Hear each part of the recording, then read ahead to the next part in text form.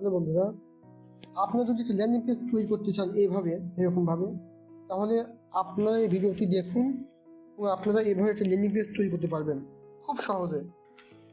কোনো প্রকারের কোনো সমস্যা হবে না। এই ভিডিওটা দেখলে আপনি সেম এরকম একটা ল্যান্ডিং পেজ তৈরি করতে পারবেন এইভাবে। এইভাবে একটা ল্যান্ডিং পেজ আপনারা তৈরি করতে পারবেন এই ভিডিওটা দেখলে। আশা করব আপনারা ভিডিওটি দেখবেন এবং খুব সুন্দরভাবে এইভাবে একটা ল্যান্ডিং পেজ আপনারা নিজেরা তৈরি করতে পারবেন। এইভাবে একদম সেম এভাবে আমি আপনাদের হাতে ধরে দেখিয়েছি কীভাবে সিলেকশন নিতে হয়, কীভাবে পেজ অ্যাড করতে হয়, কীভাবে কালার চেঞ্জ করতে হয়, কীভাবে সিলেকশনগুলো নিতে হয়, এগুলো সবই আমি আপনাদেরকে দেখিয়েছি। তো আশা করি আপনারা দেখলে বুঝতে পারবেন যে একটা পেজ কীভাবে তৈরি করতে হয়, ল্যান্ডিং পেজ। দেখছেন আমি কালার নেওয়া থেকে শুরু করে একদম সেকশন ভাগ করে আপনাদেরকে দেখিয়েছি।